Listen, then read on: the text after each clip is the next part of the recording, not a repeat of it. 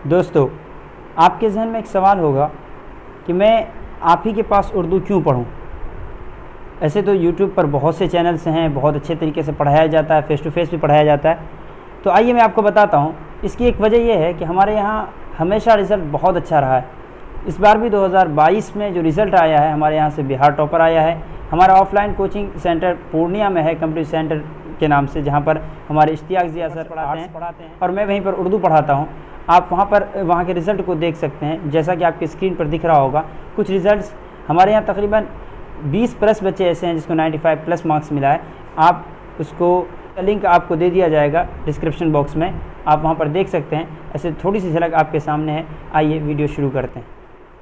शुरू करता हूँ रब के नाम से जो सबसे आला है, शुरू करता हूँ रब के नाम से जो सबसे आला है, बड़ा ही मेहरबां है और निहायत रहम वाला है। अस्सलामु अलैकुम नाज़रीन व सामईन, मैं तौसीफ़ अनवर आप सभी मुअज़्ज़ज़ हज़रात का आपके अपने यूट्यूब चैनल में खैर मक़दम और इस्तक़बाल करता हूँ। मेरे प्यारे भाइयों, बहनों और साथियों, आज से मैं आपको बिहार बोर्ड की 12वीं क्लास की उर्दू पढ़ाऊँगा। मैं कोशिश करूँगा कि हर चैप्टर की वीडियो अपलोड करूँ। इसके लिए मुझे आपकी मदद की ज़रूरत होगी। आप हमारे चैनल को सब्सक्राइब करके बेल आइकन को प्रेस कर दें और वीडियो कैसी लगी कमेंट सेक्शन में ज़रूर बताएं, और अगर अच्छी लगी हो लाइक और शेयर करते रहें ताकि मुझे हौसला मिलता रहे। मेरा ये फार्मूला रहा है कि अब रिश्ते मोहब्बत कुछ इस तरह निभेगा, अब रिश्ते मोहब्बत कुछ इस तरह निभेगा, कुछ तुम कदम बढ़ाओ कुछ हम कदम बढ़ाएं। मेरे दोस्तों, आइए वीडियो की शुरुआत करते हैं। आइए मैं आपको बताता चलूँ कि आपकी किताब में यानी 12th की उर्दू में जो सबसे पहला चैप्टर है उसका नाम है खाका निगारी। क्या नाम है सर? तो आप कहेंगे खाका निगारी। तो खाका निगारी क्या है? सबसे पहले हम इसी को समझते हैं कि ये खाका निगारी क्या है। मेरे दोस्तों, खाका निगारी, इसको अगर आप इंग्लिश में कहें तो आप इसको स्केच कह सकते हैं, और इसी को आप अगर हिंदी में बोलें तो एक तरह से ये चित्रकारी कह सकते हैं।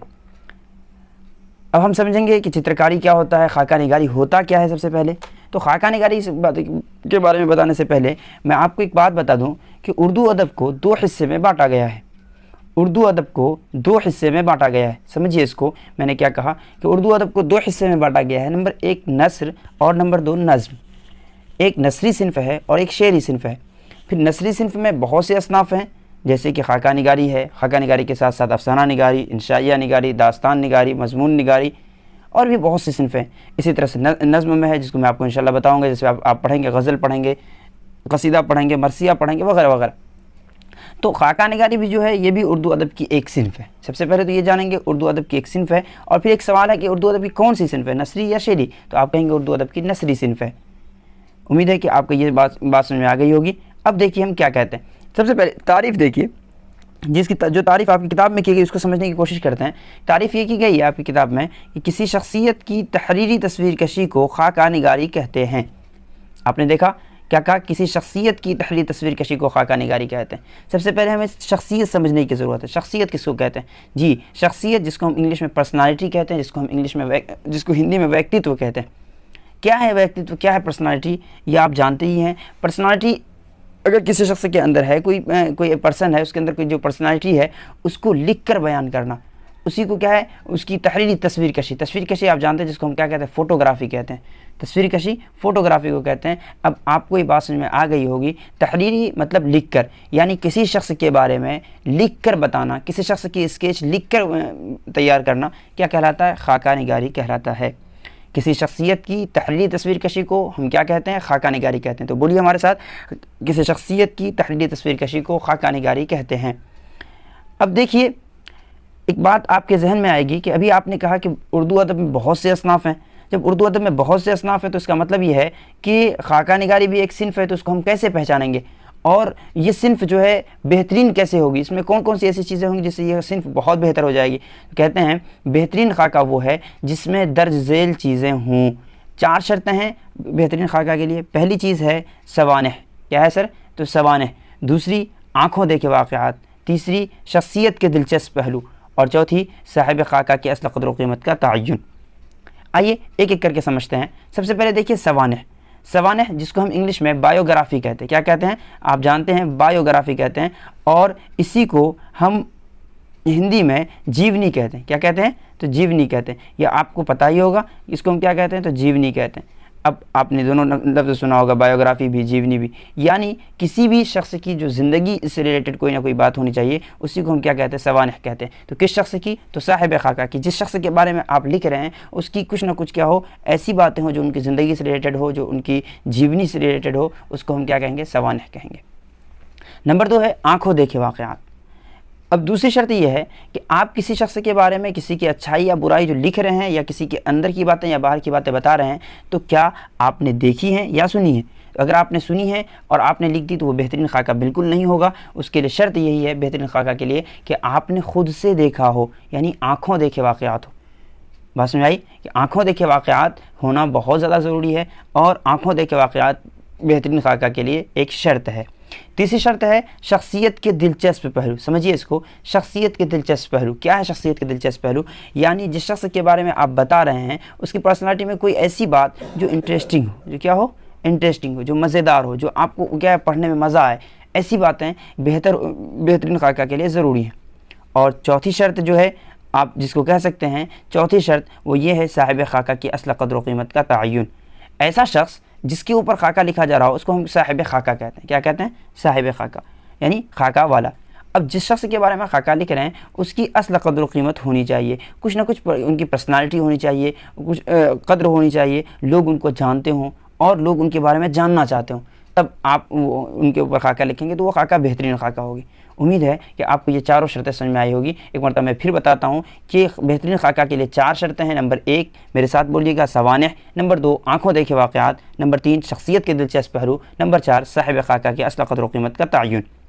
उम्मीद है ये बात समझ में आई होगी। अब आइए आगे देखते हैं। आपके जहन में एक सवाल होगा, आपने कहा कि उर्दू में ये एक सिन्फ है और इसकी शुरुआत हुई है, तो आपके जहन में एक सवाल होगा कि कभी ना कभी इसकी कोई इब्तिदाई तहरीर हुई होगी, कोई ऐसी तहरीर जिसको खाका की पहली तहरीर कही गई। जी हाँ, तो उर्दू में ख़ुतूत गालिब और आब हयात को, ख़ुतूत गालिब और आब हयात को खाकों के सिलसिले में इब्तिदाई तहरीर तसव्वुर करना चाहिए। यानी ख़ुतूत गालिब और आब हयात को क्या माना गया है? इब्तिदाई तहरीर मानी गई है। क्या मानी गई है? इब्तिदाई तहरीर। अब ये तो ठीक है कि इब्तिदाई तहरीर हुई, लेकिन किसी ने इसकी इब्तिदा की होगी, किसी ने इसकी शुरुआत की होगी। जी हाँ, तो इसकी शुरुआत करने वाले हमारे मिर्ज़ा फ़रहतुल्लाह बैग हैं। कौन है? मिर्ज़ा फ़रहतुल्लाह बैग। कौन है मिर्ज़ा फ़रहतुल्लाह बैग? कहते हैं मिर्ज़ा फ़रहतुल्लाह बैग वो जिसने उर्दू का पहला खाका लिखा, यानी उर्दू का पहला खाका लिखकर मिर्ज़ा फ़रहतुल्लाह बैग ने अपने आप के लिए उर्दू के पहले खाका निगार हुए। यानी मिर्ज़ा फ़रहतुल्लाह बैग उर्दू के पहला खाका निगार थे जिन्होंने उर्दू का पहला खाका लिखा, और इस सिन्फ को बाज़ाब्ता मिर्ज़ा फ़रहतुल्लाह बैग ने अलग मुकाम दिया। मिर्ज़ा फ़रहतुल्लाह बैग ने क्या किया? तो इस सिन्फ को बाज़ाब्ता एक अलग मुकाम दिया, एक सिन्फ बना दिया। और मिर्ज़ा फ़रहतुल्लाह बैग का पहला खाका अपने उस्ताद डॉक्टर नज़ीर अहमद की कहानी थी। क्या नाम था अपने उनके उस्ताद का? डॉक्टर नज़ीर अहमद, जिनको आपने 10th क्लास में डिप्टी नज़ीर अहमद के नाम से पढ़ा होगा। एक सवाल आपके जहन में छोड़ना चाहता हूँ, आप बताइए नज़ीर अहमद का ताल्लुक़ किस सिन्फ से है? जैसे अगर आपसे पूछा जाए कि मिर्ज़ा फ़रहतुल्लाह बैग का ताल्लुक़ किससे है, तो अभी आपने सुना कि मिर्ज़ा फ़रहतुल्लाह बैग का ताल्लुक़ खाका निगारी से है, तो आप बताइए डॉक्टर नज़ीर अहमद का ताल्लुक़ किस सिन्फ से है? आप कमेंट सेक्शन में जवाब दे सकते हैं। अब देखिए एक सवाल है कि जब मिर्ज़ा फ़रहतुल्लाह बैग ने उर्दू का पहला खाका लिखा तो इसका मतलब वो उर्दू के पहले खाका निगार हो गए। लेकिन और भी कई तरह के आपने कहा था खाका की बहुत सी किस्में हैं, जैसे आलिमाना खाका, संजीदा खाका, तो उनकी शुरुआत किसने की? आइए देखते हैं। रशीद अहमद सिद्दीकी एक बड़े राइटर हैं, उन्होंने उर्दू में आलिमाना खाका और संजीदा खाका लिखने की बुनियाद डाली। तो किसने? तो रशीद अहमद सिद्दीकी ने। किसने मेरे भाई? रशीद अहमद सिद्दीकी ने। बोलो मेरी बहन। रशीद अहमद सिद्दीकी ने आलिमाना और संजीदा खाका लिखने की बुनियाद डाली, और साथ ही और भी अशरफ 2 लोग हैं, अशरफ सबही और शाहिद अहमद दहलवी। अशरफ सबही और शाहिद अहमद दहलवी ने बाज़ाब्ता खाके लिखे।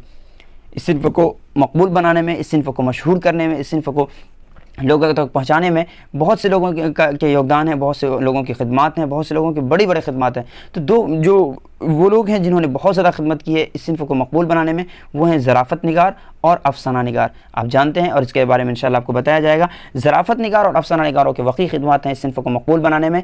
और अब आपको ये बात समझ में आ गई होगी कि खाका की इब्तिदा कब हुई, खाका की इब्तिदा किसने की, और खाका के पहले खाका निगार कौन है, और रशीद अहमद सिद्दीकी ने क्या लिखा, अशरफ सबही और शाहिद अहमद दहलवी को हम क्यों याद रखते हैं। लेकिन एक सवाल है कि अब खाका किन पर लिखा जाता है? कौन है ऐसे जिन पर खाका लिखा जाता है? वो कौन लोग हैं जिन पर आज भी खाका लिखा जा सकता है? जी हाँ, इसका जवाब है कि अब आम तौर पर अदीबों, शायरों या बहुत मशहूर शख्सियात के खाके लिखे जाते हैं, क्योंकि हर शख्स के बारे में पढ़ने के लिए लोगों के पास वक्त नहीं है। कोई ना कोई ऐसा हो जो बहुत बड़ा राइटर हो, उसको अदीब कहते हैं। और इसी तरह से या तो शायर हो वो, है ना, पोइट जिसको कहते हैं, आप जिसको कवि कहते हैं, और या तो बहुत मशहूर शख्सियत होनी चाहिए, बहुत ज़्यादा, जो जिसको हम वीआईपी बोलते हैं, ऐसा आदमी जिसके बारे में हम पढ़ना चाहें, हम जानना चाहें। जैसे देखो अपने वक्त में मौलाना अबुल कलाम आज़ाद एक राइटर भी थे, एक शायर भी थे, और साथ ही बड़ी पर्सनालिटी के मालिक थे। इसी तरह से आज के ज़माने में देख लीजिए, जितने भी सेलिब्रिटी हैं, जितने भी बड़े एक्टर्स हैं, उनके बारे में लोग पढ़ना चाहते हैं, तो उन लोगों पर खाका लिखा जा सकता है।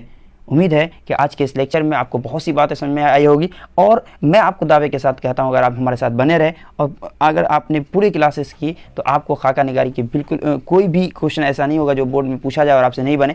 उम्मीद करता हूं कि आपको मेरी बात समझ में आई होगी। अगर कहीं पर दिक्कत है तो आप कमेंट सेक्शन में पूछें, आपको जवाब ज़रूर दिया जाएगा। बाकी मिलते हैं इंशाअल्लाह अगले वीडियो में, तब तक के लिए खुदा हाफिज़।